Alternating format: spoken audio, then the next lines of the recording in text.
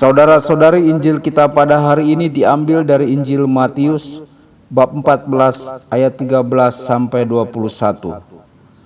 Setelah Yesus mendengar berita itu, menyingkirlah ia dari situ dan hendak mengasingkan diri dengan perahu ke tempat yang sunyi. Tetapi orang banyak mendengarnya dan mengikuti dia dengan mengambil jalan darat dari kota-kota mereka. Ketika Yesus mendarat, ia melihat orang banyak yang besar jumlahnya, maka tergeraklah hatinya oleh belas kasihan kepada mereka, dan ia menyembuhkan mereka yang sakit. Menjelang malam, murid-muridnya datang kepadanya dan berkata, "Tempat ini sunyi dan hari sudah mulai malam. Suruhlah orang banyak itu pergi, supaya mereka dapat membeli makanan di desa-desa." Tetapi Yesus berkata kepada mereka, "Tidak perlu mereka pergi, kamu harus memberi mereka makan." Jawab mereka, "Yang ada pada kami di sini hanya 5 roti dan 2 ikan." Yesus berkata, "Bawalah kemari kepadaku." Lalu disuruhnya orang banyak itu duduk di rumput. Dan setelah diambilnya 5 roti dan 2 ikan itu, Yesus menengadah ke langit dan mengucap berkat, lalu memecah-mecahkan roti itu dan memberikannya kepada murid-muridnya, lalu murid-muridnya membagi-bagikannya kepada orang banyak. Dan mereka semuanya makan sampai kenyang. Kemudian orang mengumpulkan potongan-potongan roti yang sisa, 12 bakul penuh. Yang ikut makan kira-kira 5.000 laki-laki, tidak termasuk perempuan dan anak-anak. Demikianlah sabda Tuhan. Terpujilah Kristus.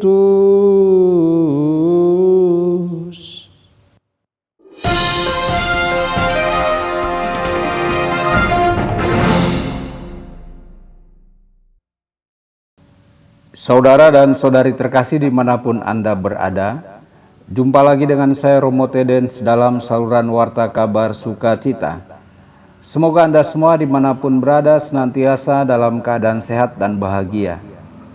Saudara-saudari, Yesus menunjukkan kepada kita hatinya dalam sabdanya. Hatinya tergerak oleh belas kasihan kepada mereka. Yesus tidak pernah acuh tak acuh terhadap kita yang mengalami kesepian, yang mengalami rasa sakit, atau yang mengalami kesusahan. Yesus ingin bersatu dengan kita. Paus Emeritus Benediktus ke-16 pernah berkata, "Tuhan memiliki wajah, artinya Dia adalah kita yang dapat masuk ke dalam suatu hubungan dan yang tidak menarik diri ke tempat tinggal surgawinya, yang memandang kemanusiaan dari tempat tinggi.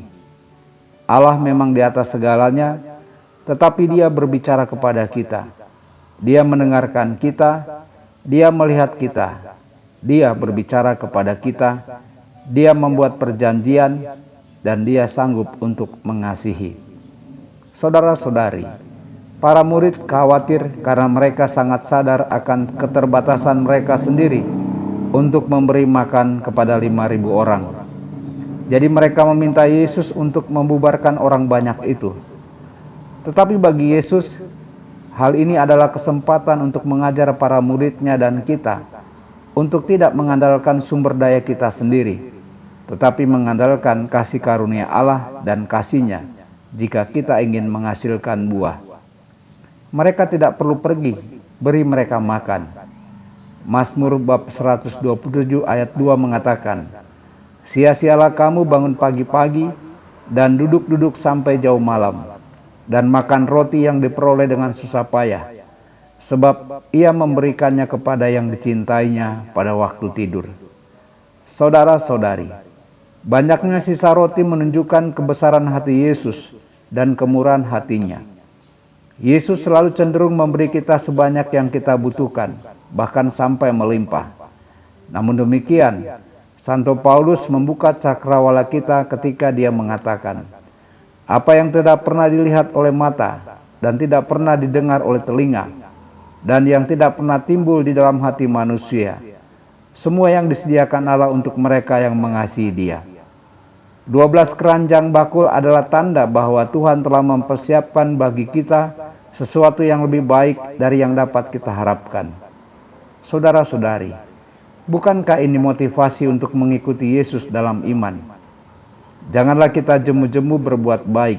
Apabila sudah datang waktunya, kita akan menuai jika kita tidak menjadi lemah atau jika kita tidak berputus asa.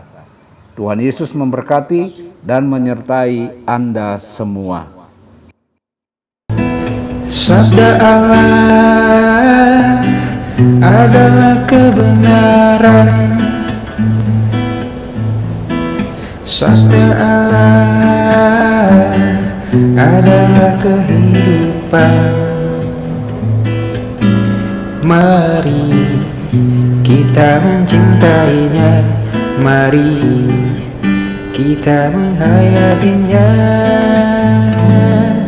Ya Tuhan yang ku muliakan,